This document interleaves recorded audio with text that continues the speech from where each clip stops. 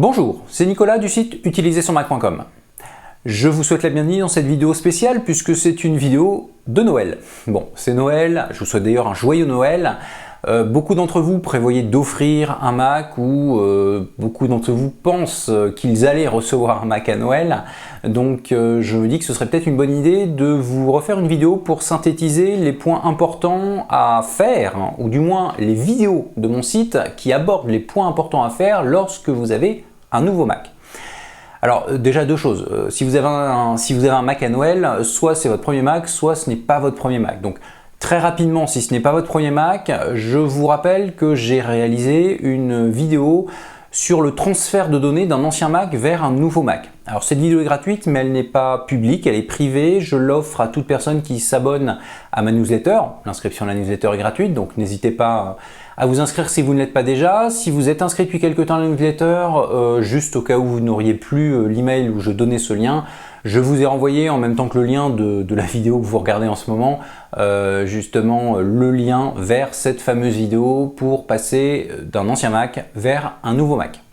Donc bon, n'hésitez pas à aller dessus s'il y a besoin, si vous ne savez plus exactement comment faire, elle est suffisamment bien faite pour justement vous permettre de gagner du temps pour passer de l'ancien au nouveau Mac et surtout pour ne rien oublier lorsque vous transférez les données de l'ancien vers le nouveau. Alors évidemment, en plus de ça, j'en reparle quasiment chaque fois, mais je pense que vous savez que je juge ça très important, je vais vous reparler de sauvegarde. Pensez toujours lorsque vous avez un Mac à sauvegarder. Donc pour sauvegarder, il n'y a pas 36 000 solutions. Déjà, il faut un disque dur externe pour activer ce que je qualifierais de sauvegarde de base. Dans les Mac, vous avez un système de sauvegarde automatisé qui s'appelle Time Machine. Le disque dur externe va permettre de s'en servir, tout simplement. Alors, il y a d'autres choses à faire si vous voulez vraiment avoir une sauvegarde optimale. J'ai réalisé une conférence web sur la sauvegarde il y a quelques temps déjà. Donc je vous invite, si vous le souhaitez, à acquérir l'enregistrement de cette conférence web. Si vous avez encore des doutes sur comment sauvegarder, allez-y, c'est très très important. Mais donc de toute façon, quoi qu'il arrive, si vous avez un Mac, il vous faut un disque dur externe. Alors, en passant, si vous avez un ordinateur, quel qu'il soit, il vous faut un disque dur externe pour sauvegarder. L'avantage du Mac, c'est que Time Machine est super simple. Une fois que vous branchez le disque dur externe, vous allez pouvoir accepter que Time Machine se lance et ça fonctionnera tout seul. Mais donc un disque dur externe, c'est la base de la base pour cela. Je réaliserai d'ici très peu de temps une petite vidéo justement sur quel disque dur externe choisir. On me l'a beaucoup réclamé depuis le premier direct de la formation justement sauvegardée. Mais donc je réaliserai ça d'ici très peu de temps. N'hésitez pas à revenir de temps en temps sur le site pour voir quand est-ce que je le mettrai en ligne. Mais donc la sauvegarde, très important, vous pouvez acquérir l'enregistrement de la conférence sauvegardée afin de voir exactement comment sauvegarder de façon optimale et pouvoir créer votre propre coffre-fort numérique. Alors maintenant, j'ai pas de choses spécifiques pour ceux qui sont déjà sur Mac depuis quelques temps. J'ai quand même juste une petite précision. Si vous avez un nouveau Mac, l'ancien n'était peut-être pas sur un système récent, à savoir El Capitan, le système qui existe à l'heure actuelle et le système Yosemite, le système juste avant. Donc si vous étiez sur un système encore avant Yosemite, vous n'utilisiez pas l'application photo, vous aviez iPhoto. Donc l'application photo est assez récente, elle permet de gérer toutes ces photos numériques. J'ai réalisé une petite vidéo gratuite sur cette application. N'hésitez pas à aller jeter un coup d'œil si vous ne la connaissez pas encore ou si vous avez des problèmes avec. À la fin de cette vidéo, vous pourrez accéder en rentrant votre email à une deuxième vidéo gratuite qui elle donc n'est pas publique mais privée, mais vous pourrez accéder à une deuxième vidéo gratuite qui vous permettra d'aller un petit peu plus loin avec cette app photo en abordant notamment le partage de vos photos, les partages de vos photos parce qu'il y a plusieurs façons de partager ces photos. Voilà. Je m'arrête là pour les personnes qui ont déjà un Mac, qui avaient déjà un Mac et qui ont un nouveau Mac, qui ont eu un nouveau Mac à Noël. Maintenant, ce que j'aimerais voir avec vous, c'est les personnes qui débutent dans le monde Apple et précisément dans le monde Macintosh. Alors, dans ces cas-là, il y a plusieurs choses. La première, c'est un peu comme ceux qui avaient déjà un ancien Mac et qui ont un nouveau Mac. Si vous aviez un PC sous Windows et si vous passez sur Mac, ce serait peut-être bien de transférer les données. Donc j'ai réalisé une astuce, il y a un an à peu près, c'était pour le Noël dernier, j'ai réalisé une astuce qui permet justement de transférer ces données sans problème. Elle est publique, donc je vais vous remettre le lien sur l'écran, je ne sais pas où exactement, mais elle est publique, vous pouvez y accéder directement. N'hésitez pas à la regarder, elle est assez importante, ça vous fait quand même gagner pas mal de temps lors d'un transfert d'un PC sous Windows vers un Mac. Maintenant, je vous parlerai de plusieurs choses. La première chose, si vous êtes nouveau sur Mac, il y a forcément des questions que vous allez vous poser, il y a forcément des interrogations, des choses bizarres que vous n'allez pas forcément comprendre. Alors, le Mac est loin d'être complètement différent de Windows, mais il y a quand même suffisamment de différences pour que certaines personnes, moi le premier, le trouvent plus agréable et plus intuitif à utiliser. Donc j'ai réalisé il y a quelques temps une vidéo justement pour passer facilement de Windows au Mac. J'y aborde les 4 points essentiels à voir justement pour ce passage de Windows au Mac. Donc il y a un lien qui va apparaître sur cet écran, n'hésitez pas à aller voir un petit peu ce qui se passe, ça vous permettra d'aborder justement votre nouveau Mac avec un peu plus de sérénité. Maintenant, à la fin de cette vidéo, vous pouvez très bien, en rentrant votre adresse mail, accéder à une deuxième vidéo qui est privée mais également gratuite, qui vous permettra de voir justement comment personnaliser votre Finder. Alors, le Finder, c'est l'explorateur du Mac, c'est là où vous avez tous vos dossiers. La personnalisation du Finder, je sais que certaines personnes vont me dire que pourquoi faire, peu importe, quand je me sers de mail, je ne suis pas dans les Finder, quand j'ouvre un document texte, je suis dans mon application de texte.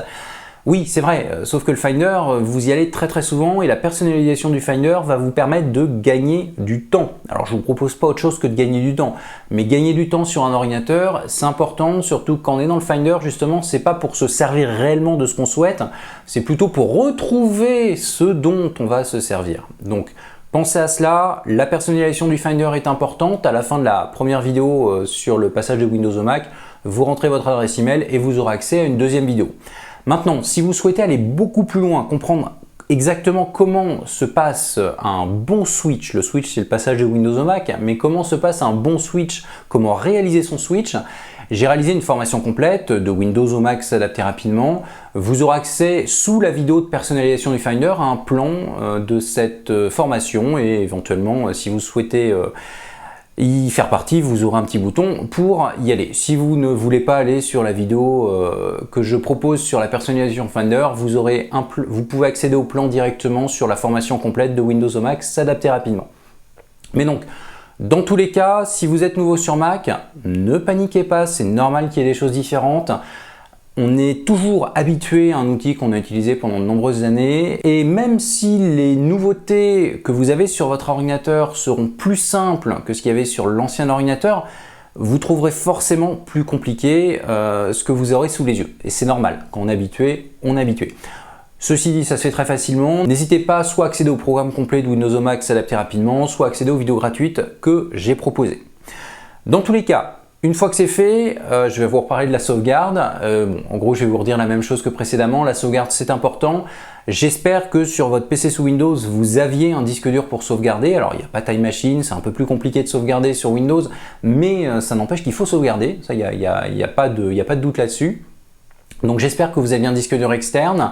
Si vous aviez bien un disque dur externe, alors il vous servira peut-être à transférer les données du PC sous Windows au Mac si vous ne souhaitez pas réaliser ce que j'ai montré dans la vidéo dont j'ai parlé tout à l'heure. Mais une fois que le disque dur externe ne servira plus sous Windows, je vous recommande de vous en servir pour Time Machine sur votre Mac.